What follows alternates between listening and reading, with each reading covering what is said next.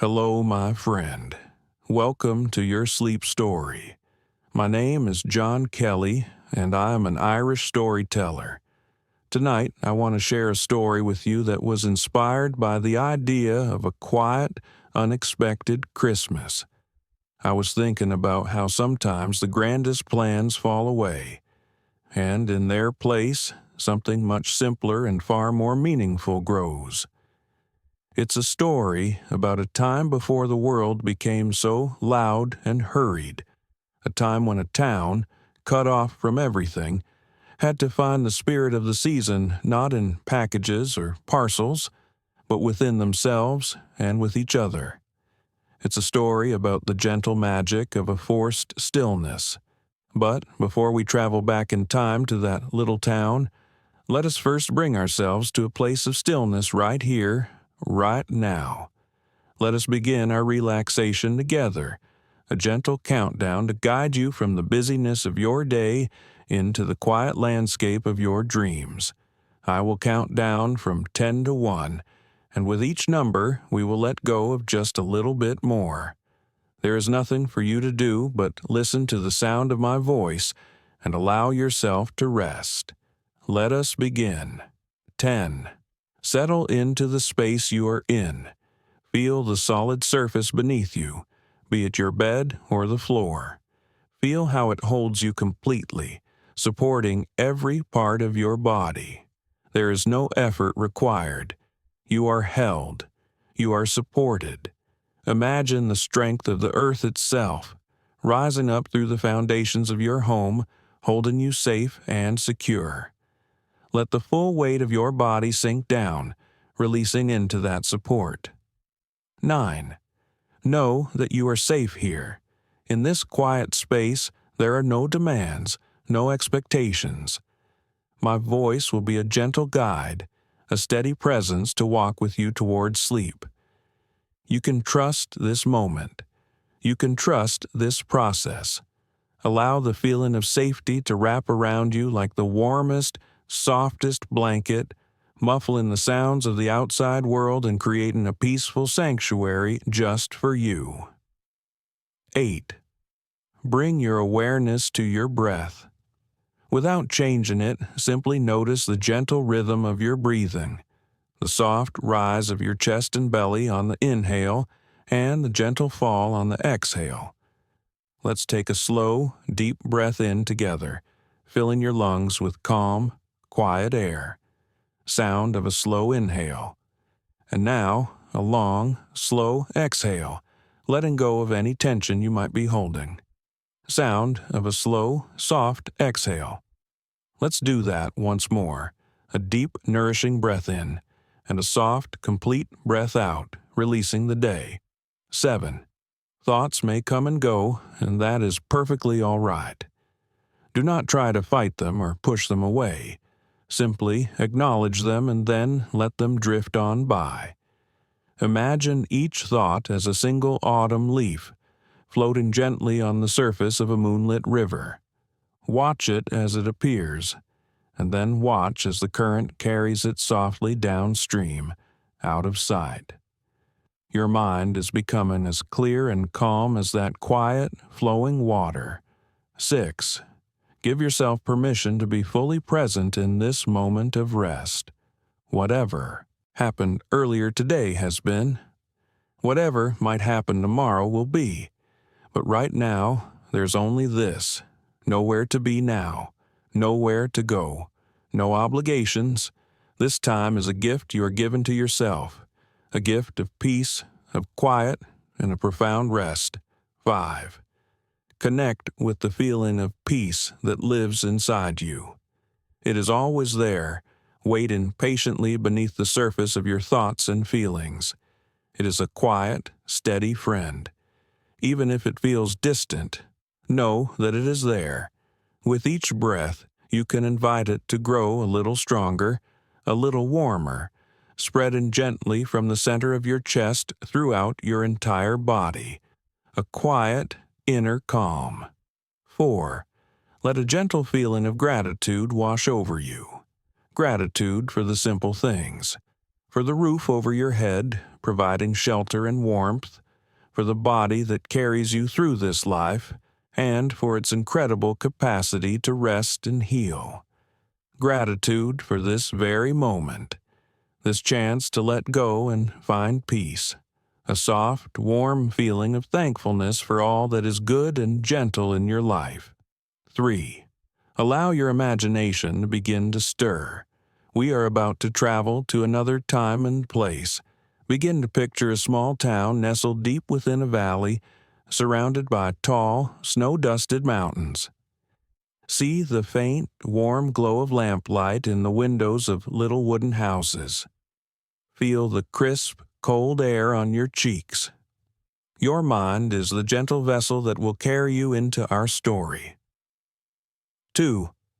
Let's take one final scan of the body, releasing any last traces of tension. Let your forehead soften. Let your jaw unclench. Allow your shoulders to drop away from your ears. Feel your arms and hands become heavy and limp.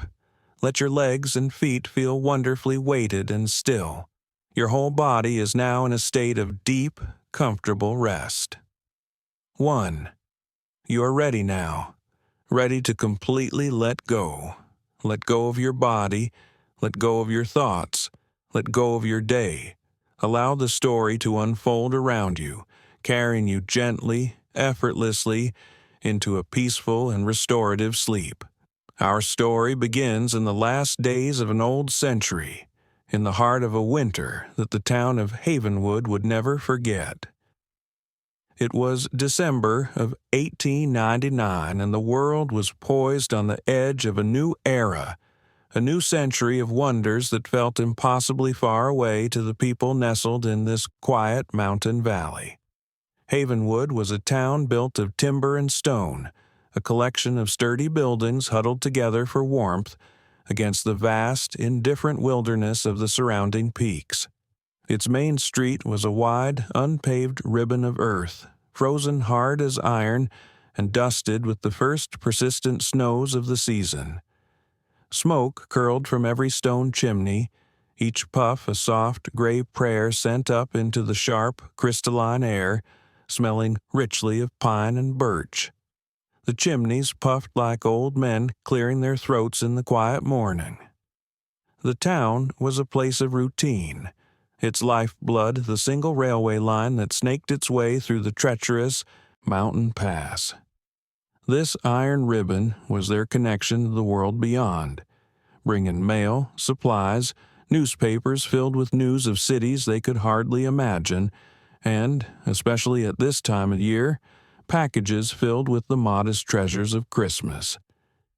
In a small shop just off the main street, where the scent of wood smoke mingled with the fainter, cleaner smells of brass polish and clock oil, lived Arthur Penhaligon. Arthur was the town's clockmaker, a man as quiet and precise as the timepieces he mended. His hair was the color of pewter, and his eyes, behind small, round spectacles, were a soft, thoughtful gray. He had lived in Havenwood for 20 years, but he still felt like a man observing it from behind a pane of glass. He was respected for his skill, of course. There was not a clock, watch, or music box in the valley that he could not coax back to life with his patient, clever hands. But he was a solitary man, made more so by the loss of his wife, Eleanor, 5 winters past. His grief was no longer a sharp, open wound, but a quiet, constant companion, a soft ache in his chest that he had learned to live with, much like the steady ticking of the many clocks that filled his home. His shop was his sanctuary. It was a world of order and predictability. On the walls, grandfather clocks stood like solemn wooden soldiers, their pendulums swinging in a slow, hypnotic rhythm. Mantel clocks ticked with a brisker, more cheerful cadence, and on his workbench, under the focused yellow glow of an oil lamp, the tiny, intricate hearts of pocket watches lay exposed, their minuscule gears and springs waiting for his gentle touch. The air was a symphony of soft, overlapping ticks and tocks, a sound that was, to Arthur, more comforting than any music. On this particular morning, a week before Christmas, Arthur stood by his shop window, a cup of steaming tea warm in his hands. He watched the snow. It had started in the night, not as a storm, but as a quiet decision made by the sky. The flakes were large and deliberate, drifting down with a lazy grace, each one a perfect six-sided miracle. They were already beginning to soften the hard edges of the town, draping a soft white quilt over rooftops and fence posts. He watched Miss Albright, the schoolteacher, hurry past, her head bowed against the flakes, a stack of books clutched to her chest. He saw Mr. Abernathy, the mayor and owner of the general store, sweeping the wooden sidewalk in front of his establishment, his movements brisk and purposeful, though it was a losing battle. The snow was falling faster now, the individual flakes blurring into a soft, swirling curtain of white. A feeling of wistful melancholy settled over Arthur, as it often did this time of year. He remembered Christmases with Eleanor, the smell of her baking, the sound of her humming carols as she decorated their small living quarters behind the shop. He remembered the simple, shared joy of it all. Now, the silence in those rooms was just silence. He turned from the window and went to his workbench. Work was the antidote to memory. He picked up a pair of tweezers and leaned over the delicate mechanism of a lady's silver watch. He adjusted a tiny screw, his breath held, his world shrinking to the microscopic landscape of gears and jewels. Tick, tock, the steady, reliable rhythm, that was all that mattered. For 2 days the snow fell without pause. It was no longer a gentle, picturesque dusting. It had become a force of nature, a relentless, silent siege. The world outside Arthur's window was reduced to a shifting, ghostly white. The familiar shapes of the town were gone, buried under enormous, sculpted drifts. The mountains that ringed the valley had vanished completely, swallowed by the churning gray sky. The sound of the town changed. The usual clatter of wagon wheels and the distant clang of the blacksmith's hammer were gone. All that remained was the whisper of the wind and the soft, percussive hiss of snow against the window panes. It was a profound, muffling silence, a silence that felt ancient and absolute. Havenwood was being erased from the world, buried in a deep, white sleep. On the third day, the day the weekly train was due, a new kind of quiet settled over the town. An expectant quiet. People cleared paths from their doors, their faces turned toward the pass, their ears straining for the familiar mournful whistle that would announce the train's approach. It was the train that would bring the last of the Christmas orders from the city catalogs, the letters from distant family, the special ingredients for holiday feasts. Arthur, too, found himself listening. He was expecting a small parcel, a new set of fine-tipped files he had ordered from a supplier in the East. It was a trivial thing, but it was a link to the outside world, a reminder that they were not entirely alone in their mountain fortress. The morning passed. The hour of the train's scheduled arrival came and went. The silence from the mountain pass remained unbroken. Mayor Abernathy, a man whose optimism was as round and sturdy as his belly, stood on the porch of the general store, peering through a spyglass toward the invisible tracks. He stood there for an hour, his breath pluming in the frigid air, until his wife, Martha, came out and gently led him back inside. Later that afternoon, the telegraph office, their last remaining thread to the world, went silent. The rhythmic clicking that was a constant, reassuring backdrop to life on Main Street simply stopped. The operator, a young man named Silas, worked frantically for an hour, tapping out messages that vanished into an unresponsive void, before finally admitting defeat. A wire was down somewhere in the mountains, buried under an impossible weight of snow and ice. A quiet, unspoken understanding rippled through Haven Wood. There would be no train. There would be no mail, no packages, no telegrams. The pass was blocked. The wires were down. They were alone, utterly and completely cut off from the rest of the world, adrift in a vast white sea. There was no panic, for these were mountain folk, accustomed to the whims of nature. But there was a deep, collective sigh of disappointment, a quiet shelving of hopes. Christmas, it seemed, would not be coming to Havenwood this year. Arthur felt it too, a hollow feeling in his chest. The absence of the little parcel of files was a surprisingly sharp disappointment. It was the severing of that final, tenuous link. He looked around his shop, at the silent, patient faces of his clocks. Their ticking seemed louder now, measuring out a different kind of time. Not the time of the bustling world outside, but a slower, quieter, more isolated time. The time of a town held captive by the snow. That evening, as a pale, watery moon rose in a temporarily clear sky, the snow began to fall again. Arthur stood at his window, watching the familiar world disappear once more. He saw a single light moving down the street. It was Alara, the baker's wife, carrying a lantern and a covered basket. She stopped at the small cottage of the widow Hemlock, her silhouette dark against the warm glow from the doorway. A moment later, she emerged without the basket and continued on her way, a small, determined figure against the immense, silent white. Something in the simple, quiet act stirred Arthur. It was a small defiance against the overwhelming power of the storm and the creeping sense of isolation.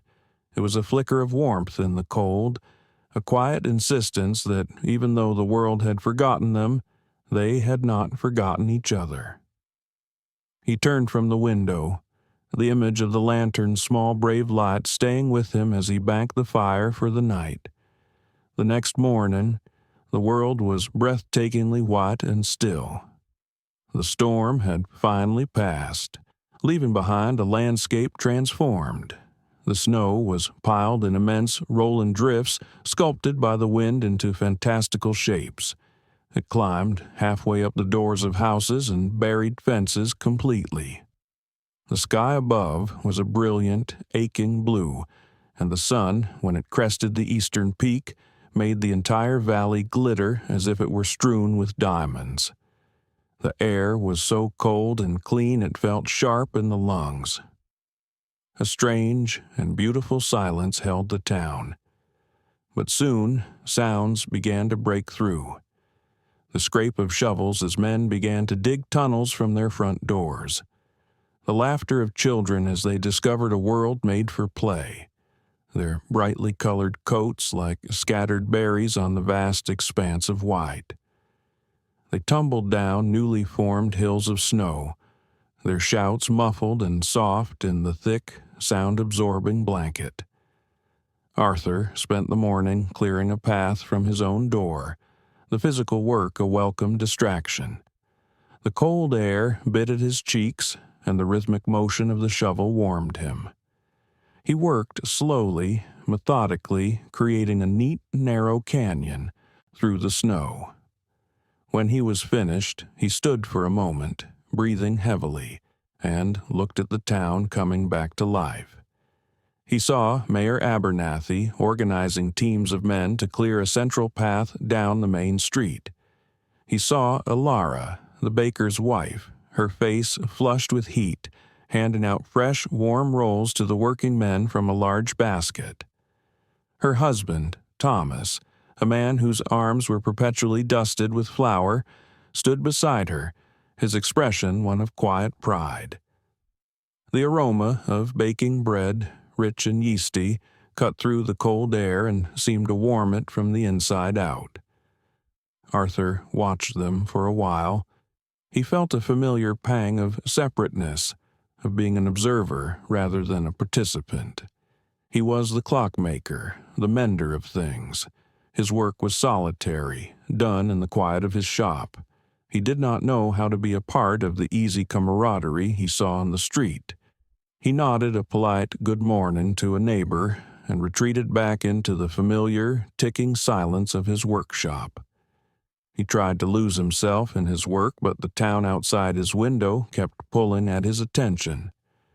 He saw Old Man Hemlock, the woodcutter, a man as gnarled and weathered as the trees he felled, making his slow way through the deep snow.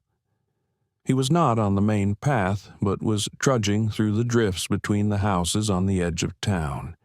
He carried a heavy canvas sling filled with split firewood. Arthur watched as he stopped at the small house belonging to the Miller family, who had 3 young children.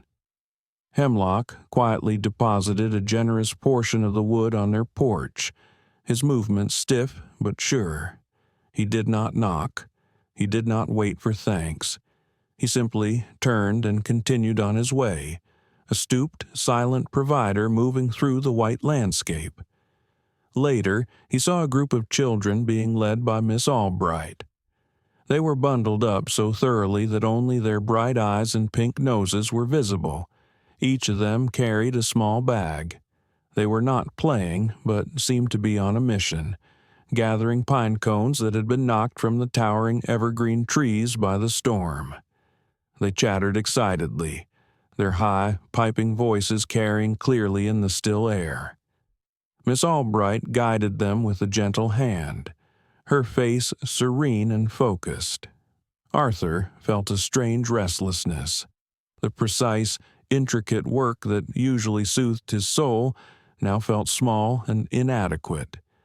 The ticking of the clocks seemed to be counting down to a Christmas that would be marked only by its absences. He looked at his hands, hands that could manipulate the most delicate of instruments. They were good for fixing things that were broken. His gaze fell upon a small discarded object half buried in the snowdrift just outside his window. He put on his coat and boots and waded out to retrieve it. It was a child's toy, a little wooden horse, crudely carved but clearly well loved. One of its legs had snapped off and its painted eye was chipped. It must have been dropped and lost during the storm. He brought it inside, brushing the snow from its small form. He placed it on his workbench, among the delicate watch parts and gleaming tools. It looked out of place, a simple, rustic thing in his world of polished precision. He looked at the broken leg. A clean break, easy to fix. He found a small bottle of wood glue and a clamp. With the utmost care, the same care he would give to the mainspring of a priceless heirloom, he applied a thin, even layer of glue to the broken pieces. He fitted them together perfectly, the grain of the wood aligning as if it had never been broken. He secured the tiny clamp and set the horse aside to dry on the windowsill where it could catch the weak afternoon sun. It was a small, insignificant act. No one had asked him to do it. No one would even know. And yet, as he cleaned the glue from his fingertips, Arthur felt a quiet hum of satisfaction that was different from the pride he took in his usual work. It was a feeling of connection, however small, to the life of the town outside his window. He had fixed something that was not a machine, but a small vessel of a child's imagination. The next day, Arthur noticed the front door of the general store was making a terrible, groaning squeak every time it opened and closed. It was a sound that set his teeth on edge, an unoiled, complaining sound that seemed to voice the town's collective frustration. Mayor Abernathy, busy trying to ration his dwindling supplies of coffee and sugar, seemed too distracted to notice. Arthur watched the door for an hour, the rhythmic squeak a discordant note in the quiet air. Finally, he could stand it no more. He took his small can of finest clock oil, the very same he used for the grand clocks that chimed the hours, and a clean rag. He walked across the newly cleared path to the general store. Martha Abernathy was at the counter, trying to soothe a young mother who was close to tears because the calico fabric she had ordered for her daughter's Christmas dress had not arrived on the train. There, Mary," Martha said, her voice soft. "She'll look just as pretty in the dress you made her last year. It's who is in the dress that matters, not the dress itself." Arthur slipped past them, feeling awkward and intrusive. He went to the large wooden door and examined its heavy iron hinges. He applied a few drops of the clear, clean oil to each joint, working it in with the tip of his finger. He gently swung the door back and forth. The groan was gone, replaced by a smooth, satisfying whisper of movement. He turned to leave, hoping to go unnoticed, but Mayor Abernathy had seen him. "Arthur," he boomed, his voice filling the store. "Thank you. That noise was driving me to distraction, but I haven't had a moment to see to it." Arthur felt a flush of color rise to his cheeks. "It was nothing," he mumbled, turning his cap in his hands. "Just a bit of oil." "Nonsense," the mayor said, clapping him on the shoulder. "It's the little things that make the difference. A quiet door, a warm loaf of bread. It all adds up. Thank you, my friend." My friend. The words echoed in Arthur's ears as he walked back to his shop. It was a common turn of phrase, but it landed in him with a gentle weight. The silence of his workshop felt different when he returned. It felt less like a retreat and more like a quiet space from which to venture out. He looked at the little wooden horse, now fully dry. He found a tiny brush and a pot of black paint, and carefully, with a single, steady stroke, he repainted its missing eye. Meanwhile, in the small, one-room schoolhouse, Miss Albright had created a small haven of warmth and purpose for the children of Havenwood. A fire crackled merrily in the pot-bellied stove, and the air smelled of drying wool mittens and melting snow. The children, who had at first been despondent about the lack of store-bought decorations and gifts, were now buzzing with the creative energy she had carefully nurtured. "Remember," she had told them, her voice calm and clear, "the very first Christmas had no tinsel, no fancy paper. It had a stable and straw and the light of a single star. We have much more than that. We have this warm room, and we have our hands, and we have our imaginations." The pine cones they had gathered were piled high on a table. Some children were painting them with the last of the school's tempera paints, turning them into bright, colorful baubles. Others were dabbing them with glue and rolling them in crushed, sparkling mica they had found in the rocks by the frozen creek. They glittered beautifully in the firelight. A group of older girls, under Miss Albright's guidance, were making long garlands.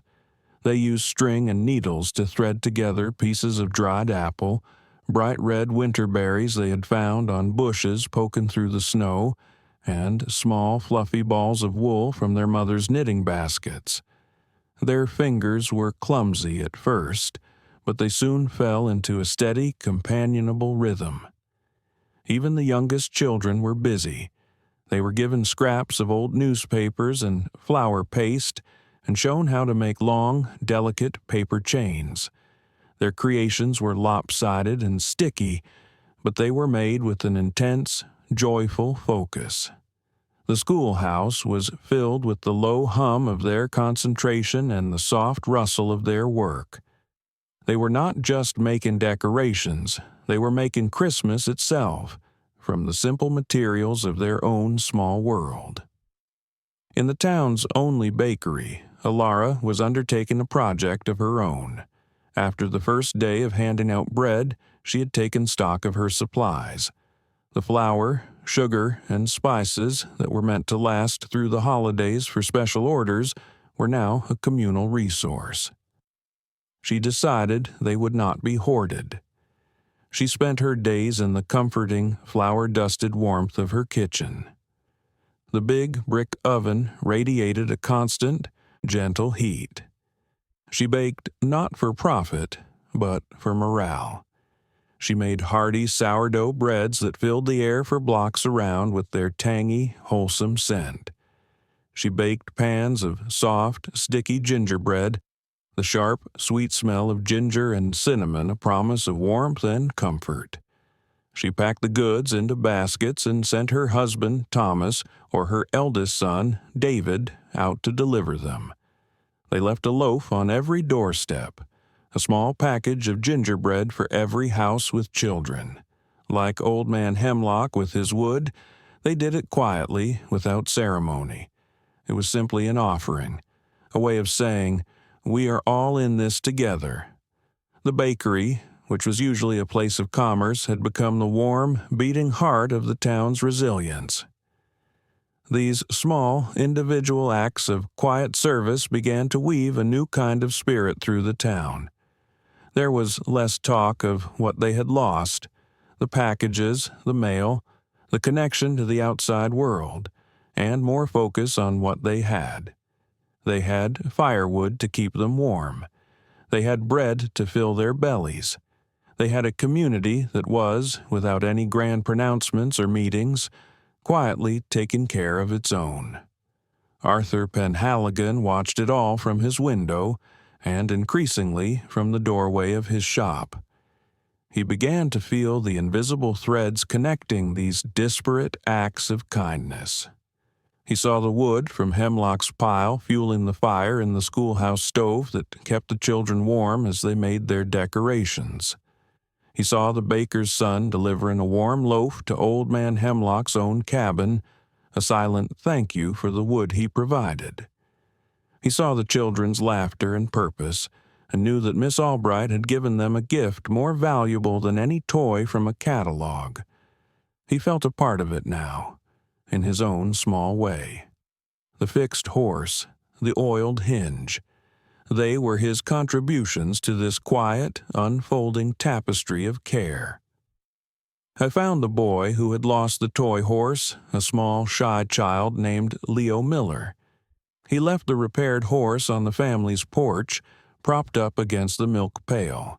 He did not wait to be seen, but later, from his window, he saw the boy discover it. He saw the look of pure, unadulterated joy on the child's face as he hugged the little horse to his chest, and Arthur felt a warmth spread through his own chest that had nothing to do with his stove. It was a feeling he had not experienced in a very long time. The day before Christmas arrived, clear and cold. The paths were now well established, a network of trenches connecting the homes and businesses.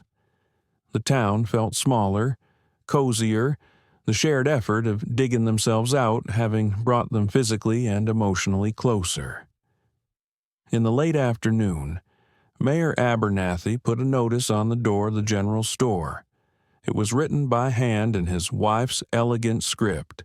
It read, "Town gathering, town square, sundown. Bring a log for the fire, a song for the air, and a neighbor for the warmth. All are welcome." As dusk began to settle, painting the snow in shades of violet and rose, a quiet procession began. From every street and lane, people emerged from their homes, wrapped in their warmest coats and scarves. They carried lanterns, their small, flickering flames creating a constellation of moving lights in the gathering twilight. Men carried logs on their shoulders. Women carried baskets filled with whatever small treats they had been able to make. In the center of the small square, a massive bonfire had been built. Old Man Hemlock was there, tending to it with the practiced ease of a man who had spent his life in conversation with fire. He lit the kindling, and soon bright orange flames leapt toward the darkening sky, crackling and spitting, sending a column of sparks up to meet the first faint stars. The fire pushed back the intense cold and created a large circle of warmth and flickering light. Arthur watched from his window, his heart in conflict. Part of him, the solitary, grieving part, wanted to stay in the quiet, predictable company of his clocks. Christmas Eve had been the hardest night for him since Eleanor had gone. It was a night for families, for shared memories. But another part of him felt a gentle but insistent pull toward the light of that fire, toward the low murmur of voices he could hear from the square. He thought of the little wooden horse and the boy's smile. He thought of the mayor's words, "My friend." He looked at his workbench and saw a small object he had been tinkering with for months, a project of his own heart. It was a music box crafted from polished cherry wood. He had finished it just last week. With a resolve that surprised him, he put on his heaviest coat, wound a scarf around his neck, and picked up the music box. He took a deep breath, the cold air stinging his lungs, and stepped out of his shop, closing the door on the familiar ticking. He walked toward the fire, toward the community that was waiting. The scene in the square was like something from a dream. The fire roared in the center, casting a warm, dancing light on the faces of the townsfolk. The snow all around glowed with a soft, orange light, and the surrounding buildings were dark silhouettes against a sky of deep, velvety indigo, now thick with stars. The air was filled with the scent of wood smoke, the sound of the crackling fire, and the gentle hum of conversation. There was no grand ceremony. People simply gathered. Alara and Thomas set up a makeshift table, laying out loaves of bread, gingerbread men, and jars of apple butter. Martha Abernathy poured steaming mugs of hot cider, spiced with the last of her cinnamon sticks. People shared what they had, their offerings simple but given freely. Miss Albright arrived with the children, who carried their handmade decorations with a solemn pride. They went to a small, perfect fir tree that someone had brought down from the woods and placed at the edge of the square. Carefully, they began to hang their painted pine cones, their glittering mica ornaments, their berry garlands, and their lopsided paper chains. In the firelight, these simple, homespun things looked as beautiful and precious as any glass bauble from the city. The tree was a testament to their resilience, their creativity, their hope. Arthur stood at the edge of the circle of light, feeling the warmth of the fire on his face. He felt shy and out of place, clutching the small music box in his pocket. He watched as families huddled together, as friends laughed, as neighbors shared a quiet word. He saw the Miller family, and little Leo was holding his wooden horse, stroking its smooth, mended leg. Mayor Abernathy saw him lingering at the edge of the crowd. He came over, a steaming mug of cider in his hand. "Arthur, I'm so glad you came. Come, get warm." He handed Arthur the mug, and the warmth seeped into his cold hands. "It's not the Christmas we planned," the mayor said, looking around at the gathering, "but I'm beginning to think it might be the one we needed." Arthur nodded, unable to find the words. He just watched the faces in the firelight. He saw weariness and worry, yes, but he also saw something else. He saw strength. He saw contentment. He saw a quiet, profound sense of togetherness. They were a small island in a sea of snow, and they were each other's anchors. After a while, a silence fell over the crowd. Someone began to sing. It was a soft, tentative voice at first, then another joined in, and another. Soon the air was filled with the gentle, familiar melody of Silent Night. Their voices were not perfect, but they were heartfelt, rising with the smoke and sparks into the vast, silent, star-filled sky. As the last note faded, a deep and peaceful quiet settled over the square, broken only by the crackle of the fire. In that moment of shared silence, Arthur felt a surge of courage. He took the small music box from his pocket. His hands trembled slightly as he wound the tiny key on the bottom. He stepped forward into the full light of the fire. All eyes turned to him. He felt a moment of panic, but then he looked at the faces around him and he saw not judgment, but a gentle, open curiosity. He opened the lid of the cherry wood box. A melody, impossibly clear and delicate, tinkled into the cold night air. It was a simple, wistful tune, one of sweet and gentle longing. It was the tune Eleanor had always hummed while she worked, the song she had loved most. As the music played, Arthur's memories of her rose not with the usual sharp pang of loss, but with a soft, warm wave of love. He saw her face in the firelight, her smile. He felt her presence not as an absence but as a part of the beautiful, fragile music filling the air. The melody was a thread connecting him to her, but it was also connecting him to these people, his neighbors, his friends. He looked up and saw that some of the women had tears glistening in their eyes. He saw men looking into the fire, their faces softened by the music. He saw the children, their play stilled, listening with a wide-eyed wonder. The little tune spoke of love, of loss, of memory, of home. It spoke of all the things that lay in their hearts, the things for which they had no words. When the last note faded, the silence that followed was different. It was not empty. It was full of shared emotion, of unspoken understanding. No one applauded. That would have broken the spell. Instead, Martha Abernathy simply reached out and placed a gentle hand on Arthur's arm. "That was beautiful, Arthur," she whispered. "Thank you."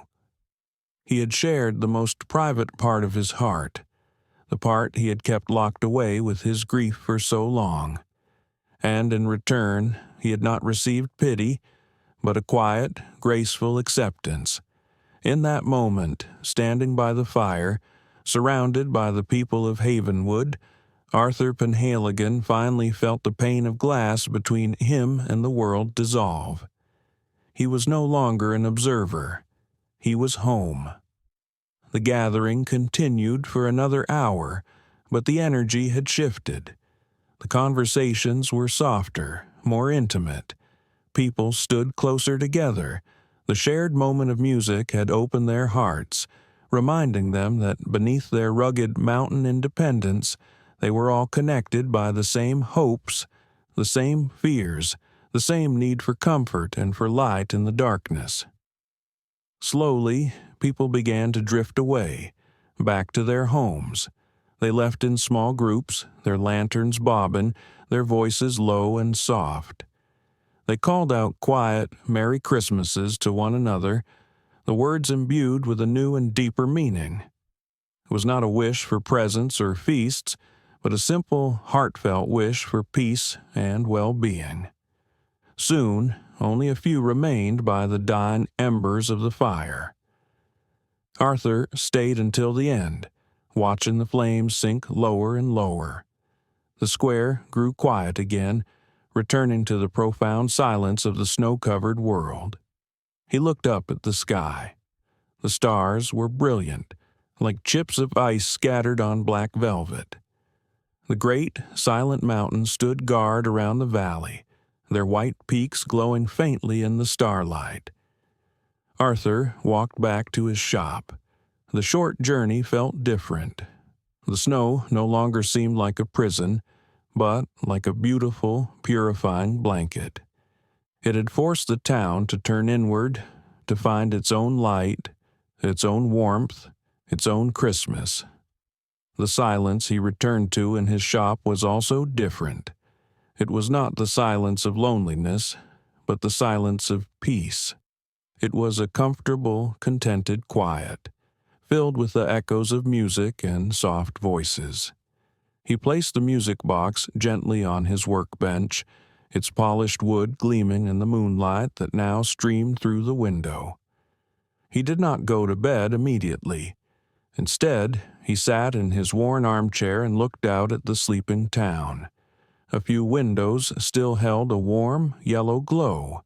He thought of the families inside, of the children dreaming of their handmade treasures, of the quiet contentment that he hoped they all felt. He rose and went to the largest of his grandfather clocks, a magnificent piece of oak and brass that stood in the corner. He opened its glass door and gently wound it with a heavy key. The rhythmic, steady ticking filled the room. Tick, tock. It was the sound of his life, the sound of his solitude. But tonight it sounded different. It was not just marking the passage of his own quiet time.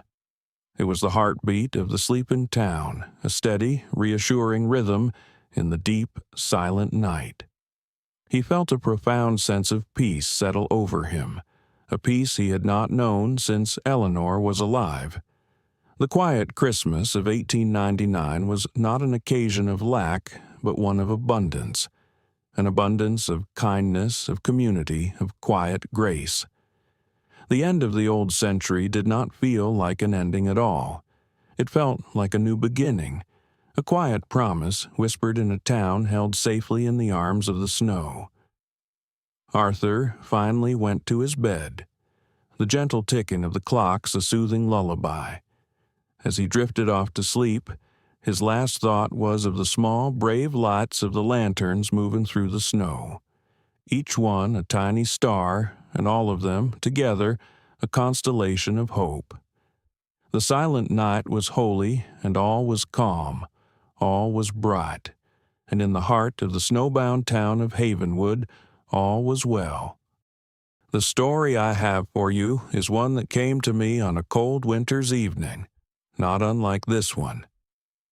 I was watching a documentary about the great blizzards of the past, seeing these old photographs of towns buried under mountains of white, and I began to wonder.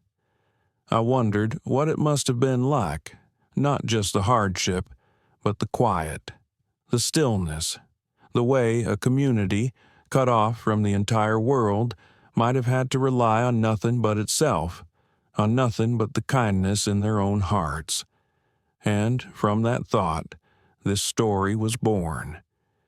It is a simple tale, a gentle one, about a small mountain town called Havenwood, and a Christmas long ago when the snow fell so deep it silenced the world, and in that silence something truly wonderful was found.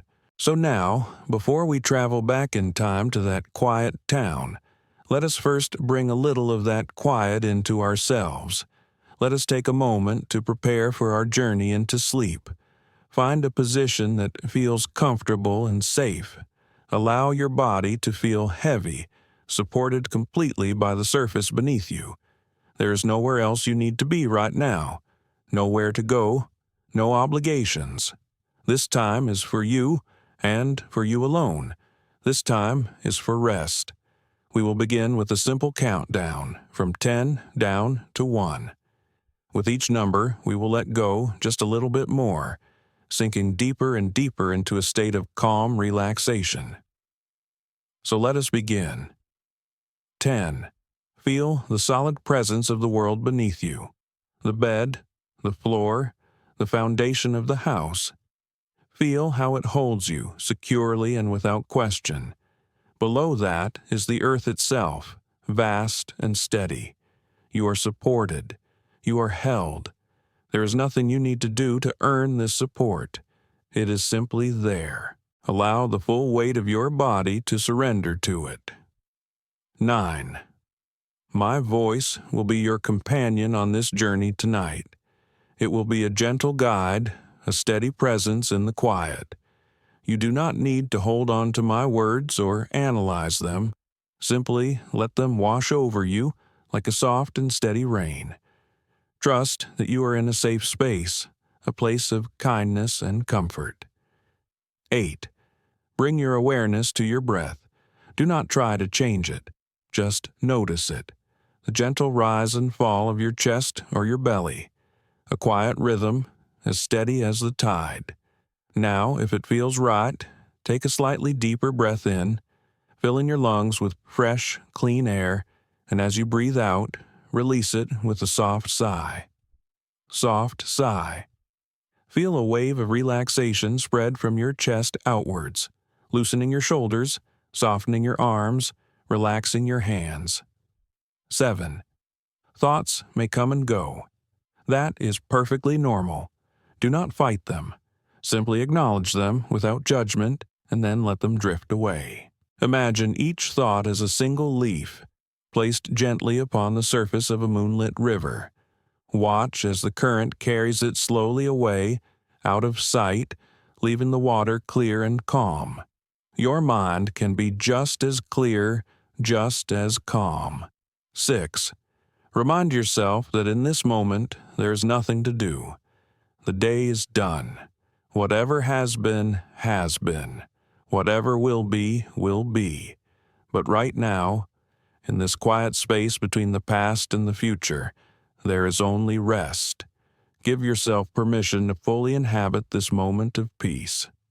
5. There is a place of deep peace that exists within you always.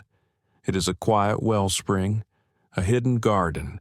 It is always there, waiting for you. With each breath, you can feel yourself drawing closer to it. It is a feeling of being home, of being whole.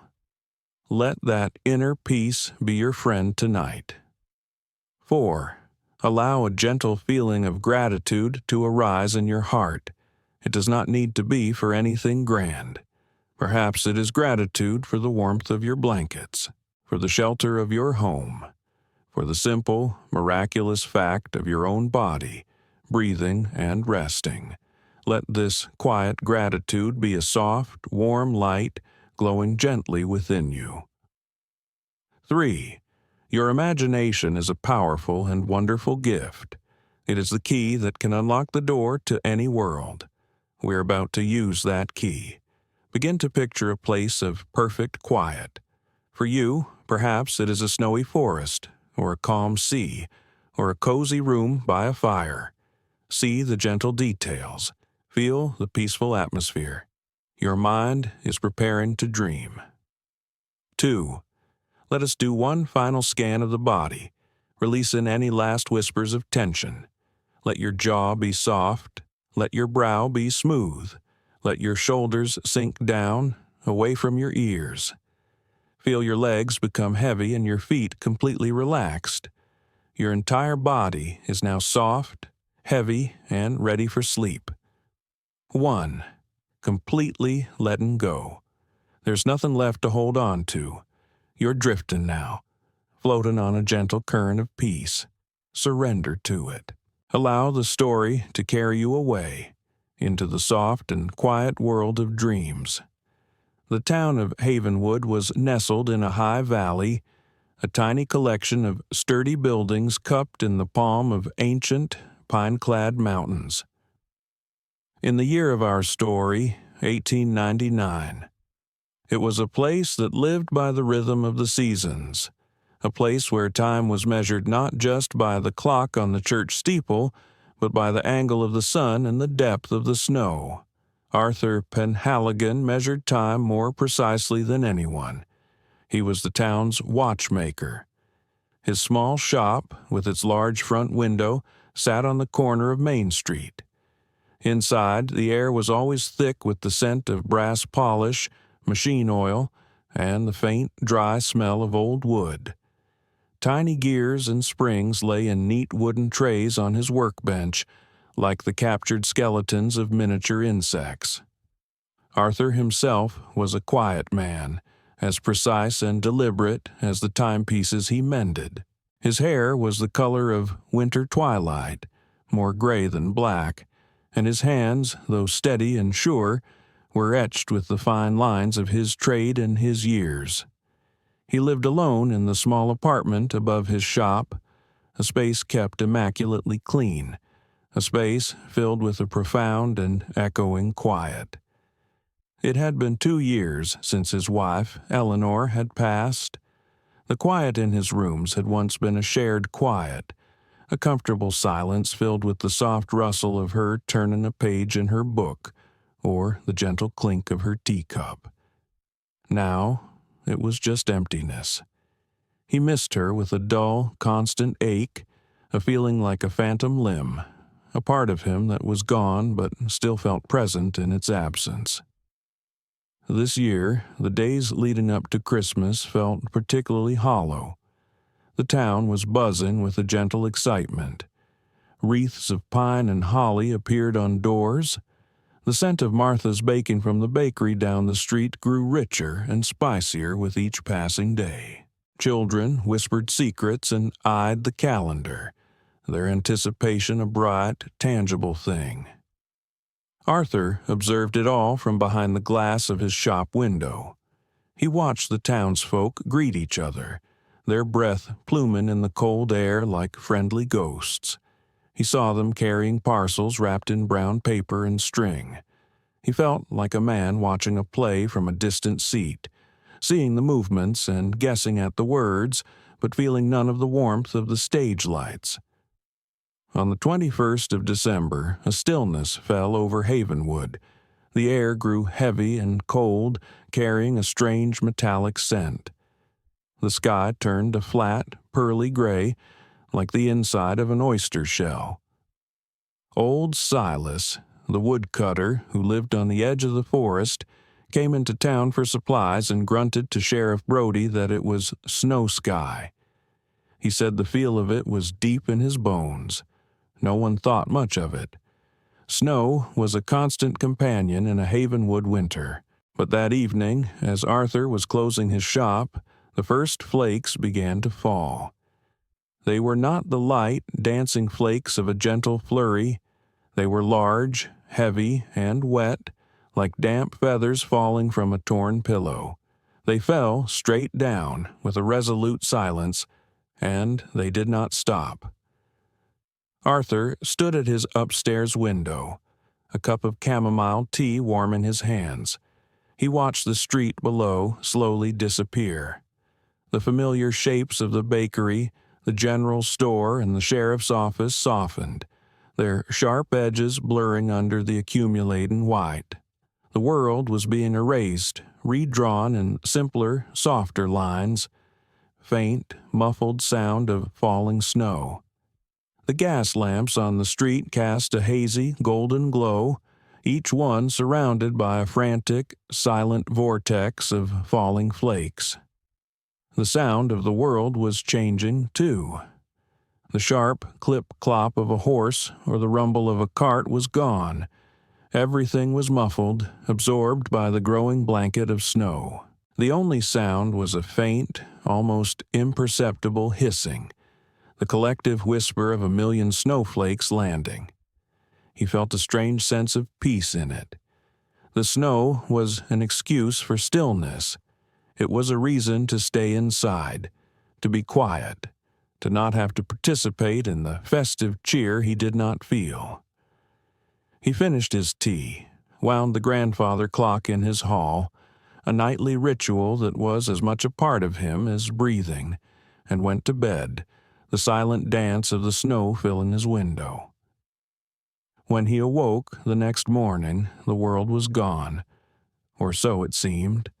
The light filtering through his window was pale and blue, and the glass was frosted over with intricate, feathery patterns. He got out of bed, his bare feet cold on the wooden floor, and wiped a clear circle on the pane. He gasped. The snow had not stopped. It had fallen all night with a relentless, silent fury. It was no longer just a blanket. It was a deluge. The snow was piled halfway up his shop window. Across the street, the other buildings were buried to their waists. The street itself was an unbroken expanse of rolling white drifts, sculpted by the wind into waves and crests. Not a single footprint marked its surface. There was a profound, unearthly silence. The snow had swallowed every sound. It was as if the entire town had been packed in cotton wool. The world felt smaller, closer. The great, jagged peaks of the mountains that normally loomed over the valley were completely invisible, hidden behind the thick gray curtain of falling snow. Arthur dressed slowly, pulling on a thick wool sweater. He went downstairs and lit the pot-bellied stove in his workshop. The crackle of the kindling was a welcome, defiant sound in the overwhelming quiet. Crackling fire. He made coffee on the stove top, the rich, bitter aroma filling the small space. He knew, with a certainty that settled deep in his gut, that this was no ordinary snowstorm. The pass through the mountains would be completely blocked.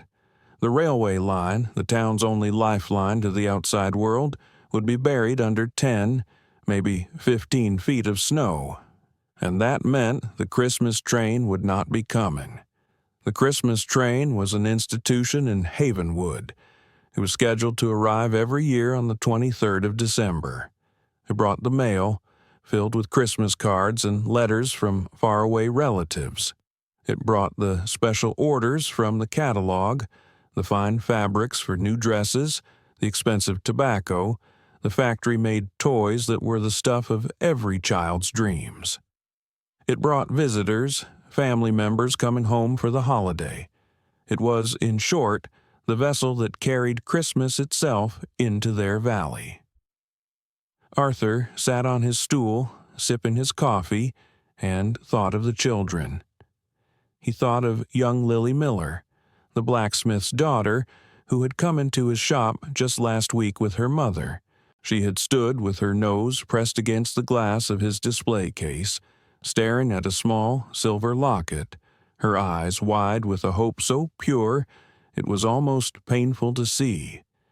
He knew her father, Thomas, had been saving for months to buy it for her. The locket was sitting in a velvet-lined box on his workbench, waiting to be picked up. But so many other presents, so many other dreams were on that train.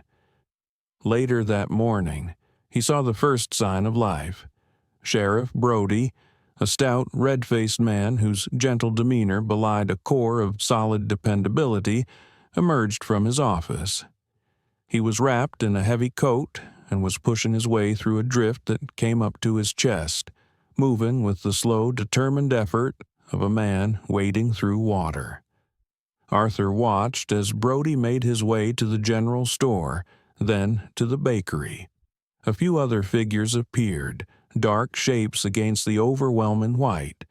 There was a sense of purpose in their movements, a quiet checking in. This was what the people of Havenwood did.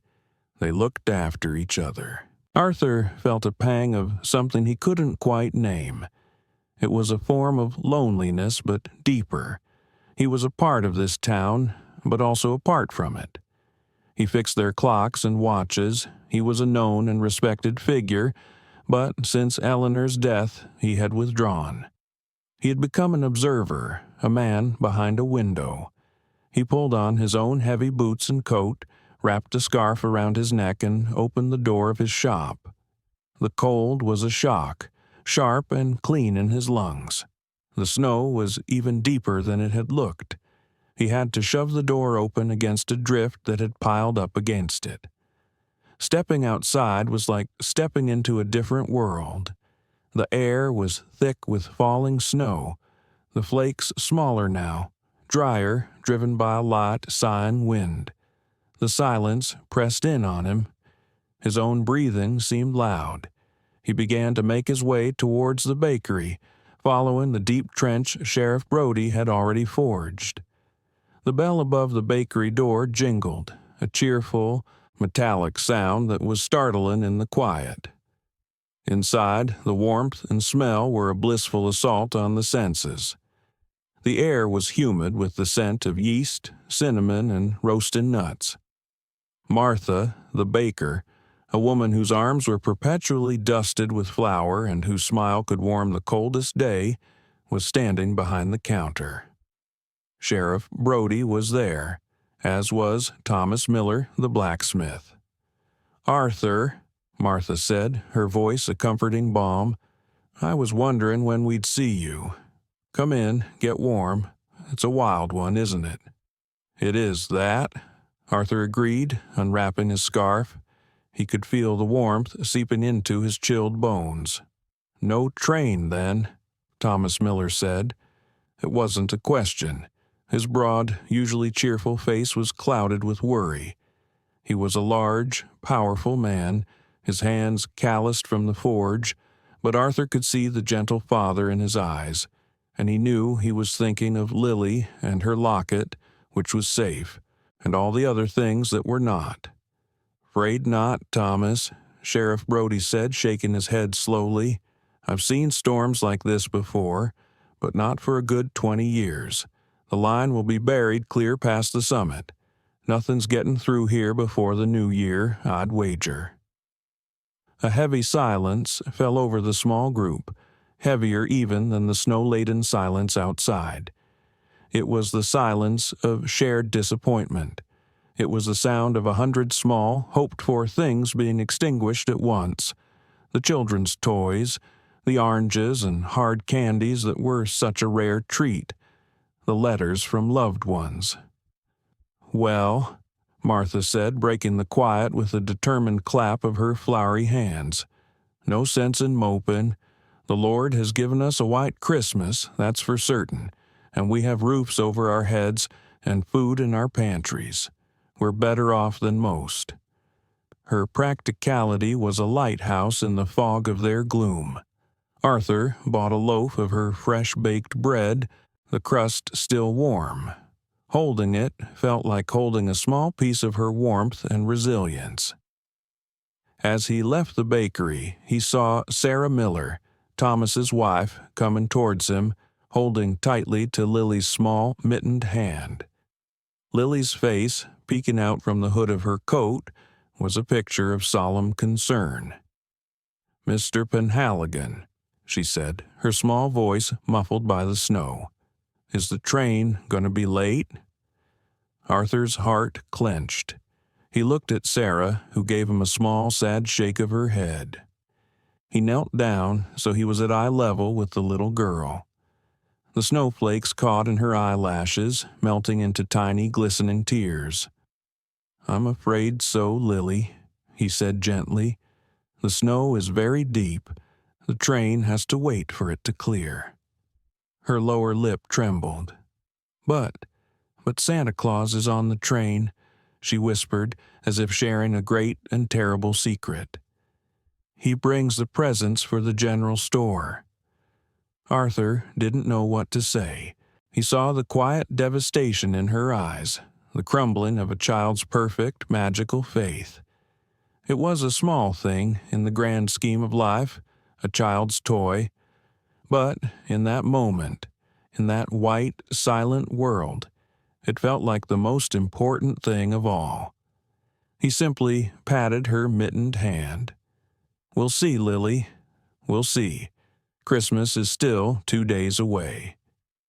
He walked back to his shop, the warm loaf of bread tucked under his arm. The little girl's face stayed with him. He saw in her the reflection of all the town's children, their bright hopes now clouded over. This was meant to be a time of wonder, and instead it was becoming a time of quiet disappointment. Back in the warmth of his workshop, he sat at his bench, the intricate workings of a pocket watch laid out before him. He picked up a tiny pair of tweezers and a minuscule gear. His work required focus, a shutting out of the world. But today he couldn't focus. The silence of the town seemed to be seeping through the walls, filling the room. It was no longer a peaceful silence. It was a sad one. He thought of Eleanor. She had loved Christmas. She would have known what to do. She would have been at the church, organizing a caroling group, or in the bakery with Martha, baking extra cookies. She had a way of creating light in any darkness. He, on the other hand, only knew how to observe it. As dusk began to fall on that second day of the storm, casting the world in a deep, velvety blue, Arthur heard a sound. It was a faint, scratching noise at the back door of his shop, the one that led to a small, sheltered alley. Faint, scratching sound. He frowned.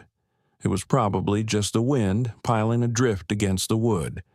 But then he heard it again, more insistent this time, followed by a soft, low whine. Curiosity piqued. He took a lantern from its hook and went to the back. He unlatched the heavy door and pulled it inward. A flurry of snow swirled into the room, and there, huddled in the small space he had cleared, was a dog. It was a scruffy creature, a mix of breeds with fur the color of a stormy sky. It was shivering violently, its coat matted with snow and ice. It looked up at him with eyes that were not fearful, but utterly exhausted. It whined again, a soft, pleading sound, and then it collapsed into the snow, its body a small, dark shape against the white. Without a second thought, Arthur reached down. The dog was surprisingly light. He lifted it gently and carried it inside, shutting the door against the cold. He laid the creature on the old rag rug in front of the pot-bellied stove. The dog didn't move except for the shallow rise and fall of its rib cage. Arthur fetched an old blanket and gently dried its fur. The dog let him, its eyes closed, too weak to protest. He filled a shallow bowl with water and placed it near its nose. After a moment, a pink tongue flickered out and took a few tentative laps. Arthur sat on the floor beside the dog, watching it. He had never owned a dog. Eleanor had been allergic. But as he watched this poor, stray creature, a flicker of warmth, of connection, ignited in his chest. Here was another lonely soul, caught in the storm.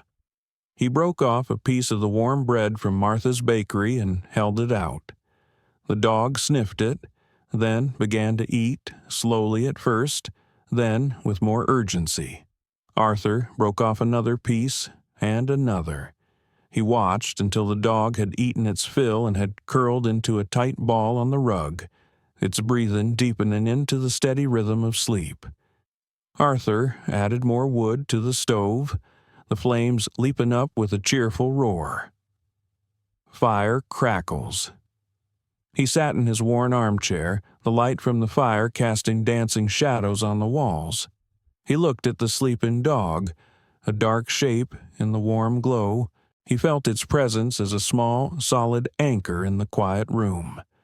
The silence no longer felt empty. It was a shared silence now. He looked around his workshop. The tools, the clocks, the half-finished projects. His life was about order, precision, the careful management of time. But time felt different now, suspended. The storm had stopped the clocks of the outside world. Here in Havenwood, they were adrift in a sea of white, in a pocket of stillness, and in that stillness an idea began to form. It started as a small, foolish thought, a flicker as faint as the one he had felt for the dog. He looked at his hands, at the tools on his bench. He looked at a block of scrap wood, a piece of fine-grained pine he used for making clock cases. He thought of Lily Miller's face, her trembling lip. He thought of all the children, their faces pressed against frosted windows, waiting for a train that would not come. He thought of the disappointment that was settling over the town like a second, colder blanket of snow. What if? The thought was tentative, shy. He was a watchmaker, a mender of intricate things. He was not a toy maker. He was not a creator of joy. He was a quiet man who kept to himself, but the idea would not leave him. It began to tick inside him, like a new clock finding its rhythm. He picked up the block of pine. It felt warm and smooth in his hands. He picked up his whittling knife, its blade honed to a razor's edge. He thought of the birds he sometimes saw from his window, the little sparrows and finches that flitted about in the summer. He began to carve. At first, his movements were clumsy, uncertain, but soon the familiar feel of the tool in his hand, the gentle resistance of the wood, took over. His hands remembered their craft, their patient skill. Shaving by shaving, curl by curl, a shape began to emerge from the block. He worked late into the night. The only sounds the scrape of his knife, the crackle of the fire, and the soft, sleeping breaths of the dog on the rug. The storm raged on outside, but inside his small workshop, a different kind of quiet had settled. It was a focused, creative quiet, a purposeful quiet. As the grandfather clock in the hall chimed midnight, he was done. He held the small object in the palm of his hand. It was a bird, a simple, smooth wooden bird, its wings half spread as if about to take flight. It was not perfect. It was not a factory-made toy with painted eyes and glossy feathers. But it was something. It was a small piece of wood that had been given a new life. It felt warm, real. He looked at the sleeping dog, who he had decided to call Shadow, for his dark coat and his silent arrival. He looked at the little wooden bird, and for the first time in a very long time, Arthur Penhaligon felt a glimmer of something that was not grief, not loneliness, but a quiet, fragile hope. The next morning, the 23rd of December, the snow had finally stopped. The world outside was breathtakingly, blindingly white. A low, winter sun was trying to break through the clouds, casting a diffused silvery light over everything. The snow had piled into immense drifts, some as high as the rooftops. Havenwood was transformed, a landscape from a dream. Arthur woke with a new sense of purpose. He fed Shadow the last of the bread, made himself coffee, and then, bundling the small wooden bird carefully in a soft cloth, he put on his coat and boots and ventured out once more.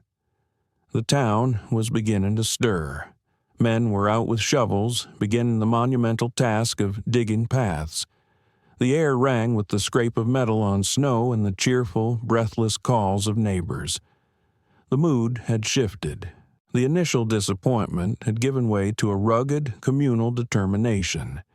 The storm had trapped them, but it had also brought them together. Arthur made his way to the blacksmith's forge. Thomas Miller was already at work, not with iron, but with wood. He was using his immense strength to clear a path from his door to the street. "Mornin', Arthur," he boomed, his breath a great cloud of steam. "Quite a sight, eh?" "It is, Thomas," Arthur said.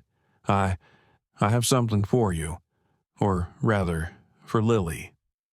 He unwrapped the cloth and showed the blacksmith the small wooden bird. Thomas stopped shoveling. He took the bird in his huge calloused hand, holding it with surprising delicacy. He turned it over and over, his brow furrowed in concentration. "You made this?" he asked, his voice softer now. "Last night," Arthur admitted, feeling suddenly shy. "It's not much, but I was thinking about the children, about the train." Thomas looked from the bird to Arthur, and a slow, wide smile spread across his face. It was like the sun finally breaking through the clouds. "Not much," he said. "Arthur, this is wonderful." He looked towards his house, where a light glowed in the window. "Lily will love this." Arthur felt a warmth spread through his chest that had nothing to do with his heavy coat. "I was thinking," he said, the words coming more easily now. "I have scrap wood, pine, a little bit of oak, and I have the tools. But my hands are only good for small things. You have a workshop full of tools, and there are others. Silas, the woodcutter, he must have a store of wood." The blacksmith's smile widened as he understood. and Martha has ribbons and bits of cloth for decoration, and Sarah can paint. The idea, born in the quiet of Arthur's workshop, was now taking flight, passed from one to the other. It was no longer just his idea. It belonged to the town.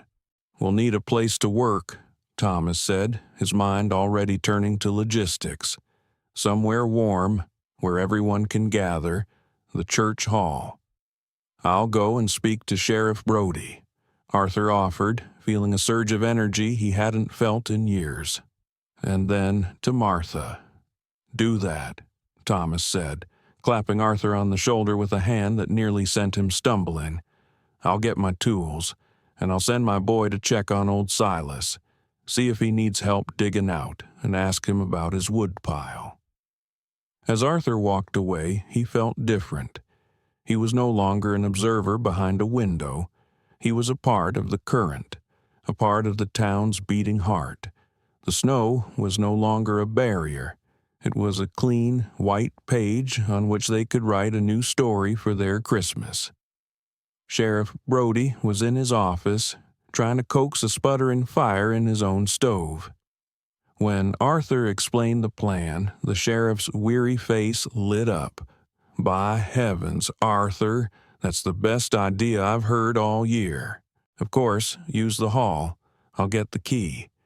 We've got a good stock of firewood there, and the big stove will heat the place in no time." Martha, at the bakery, was even more enthusiastic. "Toys!" she cried, dusting flour from her apron. "What a beautiful thought! I have sacks of flour and sugar. I'll bake gingerbread men for every child in Havenwood, and we can use raisins for the eyes." She immediately started pulling out her largest mixing bowls, her movements full of energy and purpose.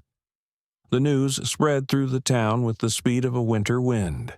It was passed from shoveler to shoveler, from house to house. A spark had been lit, and it was catching fire in the hearts of the people of Havenwood. By midday, the church hall was a hive of activity. A roaring fire in the large iron stove made the big room cozy and warm. Thomas Miller had set up a workbench at one end. Silas, the old woodcutter, a man of few words but deep kindness, had arrived, pulled on a sled by his two strong sons, with a generous supply of well-seasoned, smooth-grained wood.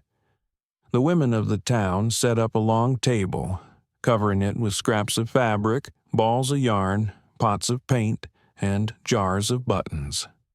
Sarah Miller, it turned out, had a true artist's touch, and she began to mix paints to decorate the creations.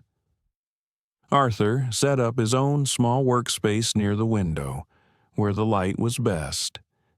He brought his fine-toothed saws, his delicate knives, and his collection of sandpapers. He began to work on another bird, this one a little different from the first. People came and went all day, bringing what they could. One woman brought a bag of goose feathers. An old farmer brought polished river stones. Everyone had something to contribute, some small treasure saved in a drawer or a barn, and they worked. The hall, usually reserved for solemn Sunday services or town meetings, was filled with the sounds of creation. The rasp of a saw, the tap of a hammer, the soft chatter of the women, the laughter that bubbled up, bright and clear in the warm air. Arthur worked quietly, absorbed in his task. He carved small, intricate details, a feather pattern on a wing, the curve of a beak. But, as he worked, he listened. He heard the stories being shared, the gentle gossip, the words of encouragement. He felt the web of community being woven around him, thread by thread. He was no longer Arthur Penhaligon, the solitary watchmaker. He was Arthur, the man who carved the birds. He was a part of this. The ache in his chest, the one that had been his constant companion for 2 years, had eased. It was still there, a quiet shadow, but it was no longer all-consuming. It was just one part of a much larger picture. Young Lily Miller came and sat on a stool near his bench, watching him with wide, silent eyes. She didn't ask about the train any more. She just watched, her chin resting on her hands as a new wooden bird took shape under his fingers. Later in the afternoon, Shadow appeared at the door of the hall, whining softly. Arthur went and let him in. The dog padded silently to his side and lay down at his feet, content to be near him, adding his own quiet, comforting presence to the room. As dusk fell on Christmas Eve, the work was done.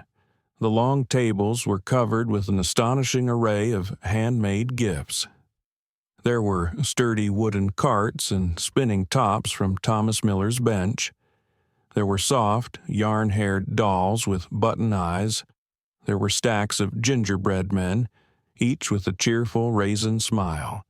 And there was a small flock of wooden birds, each one unique, carved by Arthur's patient hands.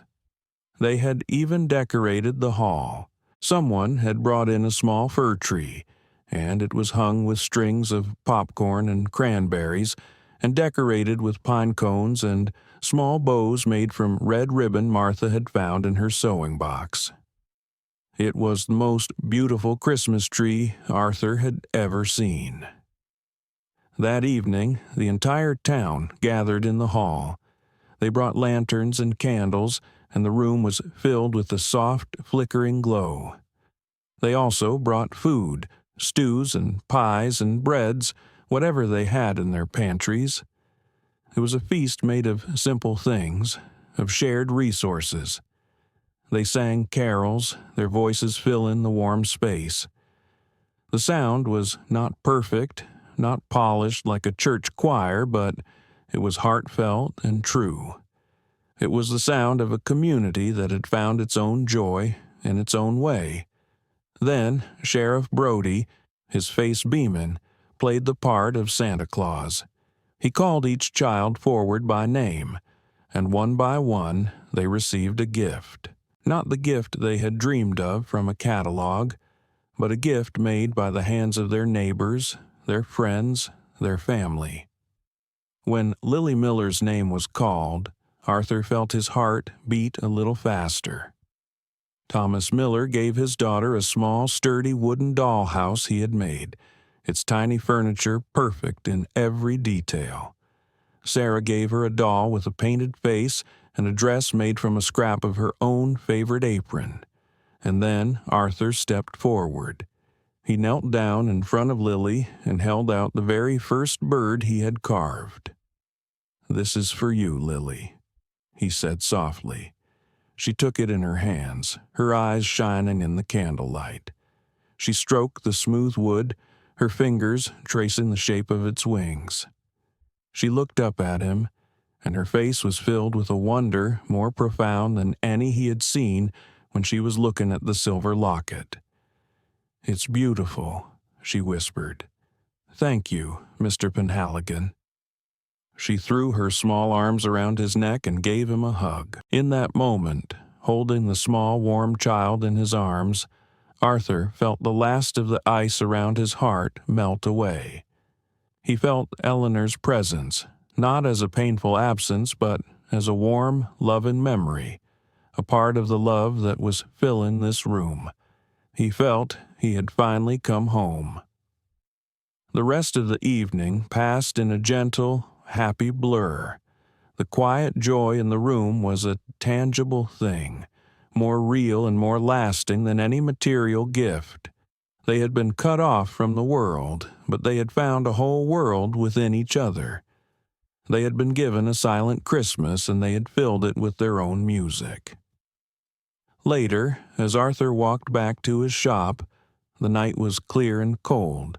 The clouds had parted, and a million stars were scattered across the black velvet sky like diamond dust on a jeweler's cloth. The moon was a perfect, brilliant silver disk, and it cast the whole valley in a magical, blue-white light. The snow sparkled as if it were alive. Shadow trotted happily at his side, his tail wagging. When they got inside, the workshop was warm and quiet. The fire in the stove had burned down to glowing embers. Arthur sat in his armchair, and Shadow rested his head on his knee. Arthur looked out the window at the silent, moonlit town. He saw the lights in the windows of the houses, small squares of gold in the vast, peaceful white.